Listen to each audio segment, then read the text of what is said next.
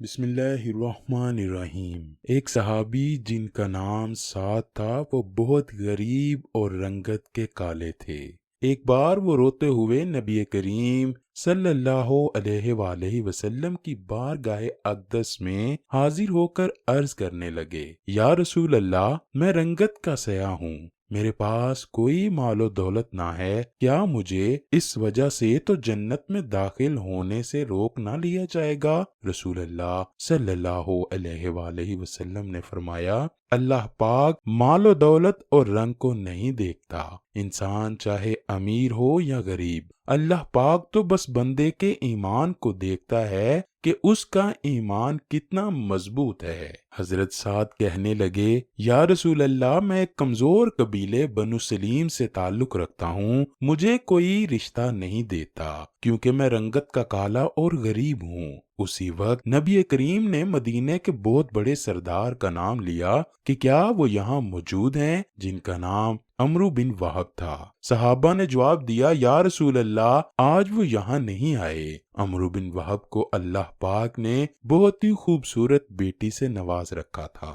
رسول اللہ صلی اللہ علیہ وآلہ وسلم نے حضرت سعد کو عمرو بن وہب کے گھر بھیجا کہ تم عمرو بن وہب کے گھر جا کر میرا یہ پیغام دو کہ رسول اللہ نے تمہارے لیے یہ پیغام بھیجا ہے کہ تم اپنی بیٹی مجھے یعنی سعد کے نکاح میں دے دو۔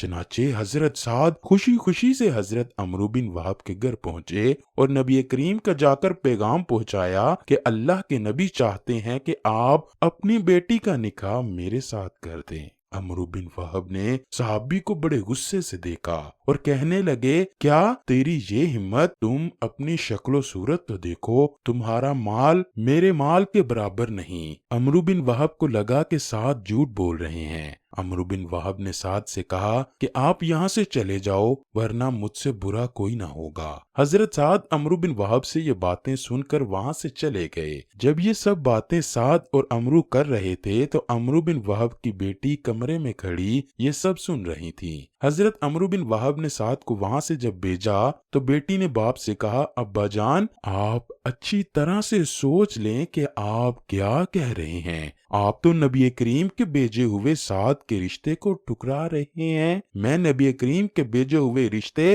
یعنی سعد سے شادی کروانے کے لیے تیار ہوں۔ مجھے کالے گورے رنگ کی کوئی پرواہ نہیں، بلکہ میں تو خوش ہوں کہ میرے لیے رسول اللہ نے خود لڑکا چنا ہے۔ ابا جان، آپ بہت بڑی غلطی پر ہیں، میں نبی اکرم کے چنے ہوئے لڑکے سعد سے شادی کروانے کے لیے تیار ہوں۔ بیٹی کے منہ سے یہ الفاظ سن کر عمرو بن وہب بھاگے بھاگے نبی کریم کے پاس چلے آئے۔ آپ صلی اللہ علیہ وآلہ وسلم اس وقت مسجد میں موجود تھے۔ جب عمرو بن وہب حضور اکرم کے پاس آئے تو آپ نے ابن وہب سے کہا، اے عمرو بن وہب، آپ نے میرے بھیجے ہوئے رشتے کو انکار کیسے کیا؟ عمرو بن وہب نے نبی اکرم سے عرض کی، یا رسول اللہ، مجھ سے غلطی ہو گئی، آپ صلی اللہ علیہ وآلہ وسلم مجھے معاف فرما دیجئے۔ عمرو بن وہب نے آپ صلی اللہ علیہ وآلہ وسلم سے عرض کی، یا رسول اللہ، آپ نکاح پڑھانا شروع کیجئے، میں اپنی بیٹی کی شادی سعد سے کروانے کے لیے تیار ہوں۔ رسول اللہ نے سعد کا نکاح عمرو بن وہب کی بیٹی سے پڑھایا۔ نکاح میں 400 درہم حق مہر مقرر کیا گیا تو نبی اکرم نے سعد سے کہا، اے سعد، جاؤ عمرو بن وہب کی بیٹی یعنی اپنی بیوی کو لے آؤ۔ اس وقت آج کے جدید دور کی طرح شادی بیاہ پر بڑے بڑے اخراجات اور زیادہ دن نہ لگتے تھے۔ حضرت سعد نے عرض کی، یا رسول اللہ، میرے پاس تو 1 درہم بھی نہیں ہے، میں 400 درہم کہاں سے لاؤں گا؟ رسول اللہ نے سعد سے فرمایا، اچھا یہ بات ہے، اے سعد، تم علی، عثمان اور سلمان فارسی سے بالترتیب 200 درہم لے آؤ، انہیں بتانا کہ رسول اللہ کا یہی حکم ہے، تو اس طرح تمہارے پاس 600 درہم ہو جائیں گے۔ 400 درہم تم مہر ادا کرنا اور جو باقی درہم بچ جائیں ان سے گھر کا سودا سلف لے آنا۔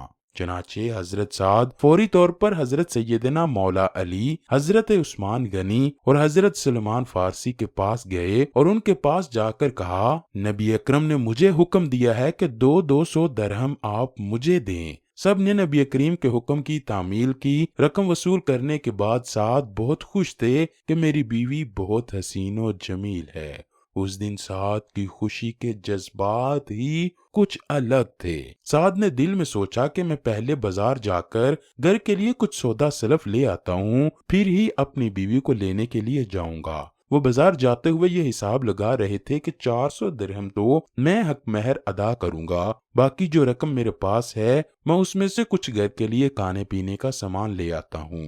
جب سعد بازار میں داخل ہوئے تو انہوں نے آواز سنی کہ اللہ کے نبی کفار سے جنگ کے لیے جا رہے ہیں، آؤ جس نے اللہ کی راہ میں جہاد کرنا ہو وہ ہمارے ساتھ چلے۔ یہ بات سنتے ہی سعد نے لبیک کہا اور نبی کریم کے ہمراہ جنگ کے لیے روانہ ہوئے۔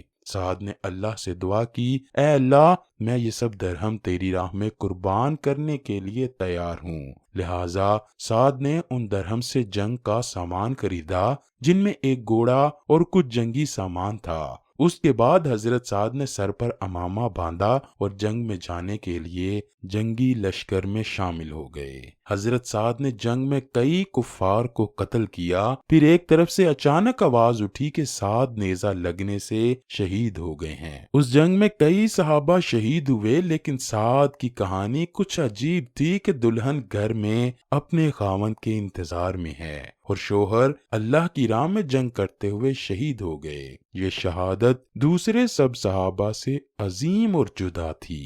حضرت سعد کی اس جنگ میں شہادت اللہ کو اتنی پسند آئی کہ روایات میں آتا ہے کہ جب رسول اللہ کو حضرت سعد کی شہادت کے بارے میں علم ہوا تو آپ صلی اللہ علیہ وآلہ وسلم حضرت سعد کی لاش کے پاس آئے اور آپ کا سر مبارک اٹھایا، اپنی گود میں رکھا، اپنے دامن سے سعد کے جسم سے مٹی صاف کرتے رہے۔ رسول اللہ حضرت سعد کے جسم مبارک سے مٹی کو صاف کرتے ہوئے پہلے روئے اور پھر مسکراتے ہوئے فرمایا، اے سعد تم اللہ اور اس کے نبی کے ہاں بہت مقبول اور پیارے ہو گئے ہو، تمہارے جسم سے بہت ہی پیاری خوشبو نکل رہی ہے۔ میں خانہ کعبہ کی قسم کھاتا ہوں کہ سعد حوض کوثر پر پہنچ چکے ہیں۔ پاس کھڑے صحابہ کرام نے پوچھا، یا رسول اللہ اس میں کیا حکمت پوشیدہ ہے کہ آپ پہلے روئے اور پھر مسکراتے ہوئے ایک طرف چہرہ مبارک پھیر لیا؟ رسول اللہ نے ارشاد فرمایا، میں سعد کی محبت میں رویا اور میں پھر مسکرایا اس لیے کہ میں نے دیکھا کہ اللہ پاک نے سعد کو جنت میں اعلیٰ مقام سے نوازا۔ اللہ پاک نے سعد کو اعلیٰ مقام عطا کرنے کے ساتھ ساتھ اس کے نکاح میں کئی جنتی حوریں دے دی ہیں۔ میں نے دیکھا کہ جنت کی حوریں دوڑتی ہوئی سعد کی طرف لپک رہی ہیں، اس لیے میں نے اپنا چہرہ خوشی سے ایک طرف پھیر لیا۔ مسند احمد بن حنبل میں حضرت ابو ہریرہ اسلمی رضی اللہ تعالی عنہ سے روایت ہے کہ حضرت جلبیب رضی اللہ تعالی عنہ کی طبیعت میں بہت مزہ تھا، یہاں تک کہ خواتین سے بھی مذاق کی باتیں کر جاتے جو بعض دفعہ تو ناگوار گزرتیں۔ تاہم حضور صلی اللہ علیہ وآلہ وسلم کو ان کے حسن کردار پر پورا اعتماد تھا اور آپ صلی اللہ علیہ وآلہ وسلم ان پر بڑی شفقت فرماتے۔ انصار کا معمول تھا کہ جب ان کی کوئی خاتون بیوہ ہو جاتی تو وہ اس کا دوسرا نکاح حضور علیہ الصلوۃ والسلام سے دریافت کیے بغیر نہ کرتے۔ ایک دفعہ حضور صلی اللہ علیہ وآلہ وسلم نے ایک انصاری سے فرمایا، تم اپنی بیوہ بیٹی کا نکاح مجھے کرنے دو۔ انہوں نے عرض کیا، یا رسول اللہ یہ تو آپ کا بڑا کرم اور انعام ہوگا۔ حضور نے فرمایا، میں خود اس سے نکاح کا ارادہ نہیں رکھتا۔ انصاری نے عرض کیا، یا رسول اللہ پھر آپ کس کے ساتھ میری بیٹی کا رشتہ کرنا چاہتے ہیں؟ حضور نے فرمایا، جلبیب کے ساتھ۔ انصاری نے عرض کیا، یا رسول اللہ میں اپنی بیوی کے ساتھ مشورہ نہ کر لوں؟ حضور نے فرمایا، ہاں اس میں کوئی حرج نہیں۔ انصاری نے اپنی اہلیہ سے اس بارے میں مشورہ کیا تو وہ کچھ تو حضرت جلبیب رضی اللہ تعالی عنہ کی کم روئی کی وجہ سے اور کچھ ان کی مزاحیہ طبیعت کی وجہ سے رشتہ دینے میں متسبب ہوئیں۔ اس کے علاوہ حضرت جلبیب پستہ قد اور رنگت کے کالے تھے، لیکن لڑکی نہایت زیرک اور مخلص مومنہ تھی۔ اس کو یہ بات معلوم ہوئی تو اس نے والدین کو اللہ کا یہ حکم یاد دلایا کہ جب اللہ اور اس کا رسول کسی بات کا فیصلہ کر دیں تو کسی مسلمان کو اس میں چون چرا کی گنجائش نہیں۔ پھر کہا آپ رسول اللہ کے ارشاد کو رد کرنا چاہتے ہیں؟ ایسا ہرگز نہیں ہوگا، آپ مجھے حضور علیہ الصلوۃ والسلام کے حوالے کر دیں، وہ مجھے کبھی ضائع نہ ہونے دیں گے۔ میری مرضی حضور کی مرضی کے تابع ہے اور مجھے آپ کا ارشاد بصر و چشم منظور ہے۔ لڑکی کے والد نے بارگاہ رسالت میں حاضر ہو کر سارا واقعہ عرض کیا تو حضور علیہ الصلوۃ والسلام لڑکی کی سعادت مندی پر بہت مسرور ہوئے اور اس کے حق میں یہ دعا مانگی، الہی اس بیوہ لڑکی پر خیر کی بوچھاڑ کر دے اور اس کی زندگی کو گدلا اور مقدر نہ کر۔ پھر آپ صلی اللہ علیہ وآلہ وسلم نے حضرت جلبیب رضی اللہ تعالی عنہ سے فرمایا کہ فلاں لڑکی سے تمہارا نکاح کرتا ہوں۔ انہوں نے عرض کیا یا رسول اللہ، میرے ماں باپ آپ پر قربان، آپ مجھے کھوٹا پائیں گے۔ حضور نے فرمایا نہیں، تم خدا کے نزدیک کھوٹے نہیں ہو۔ اس کے بعد آپ نے حضرت جلبیب کا نکاح اس لڑکی سے کر دیا۔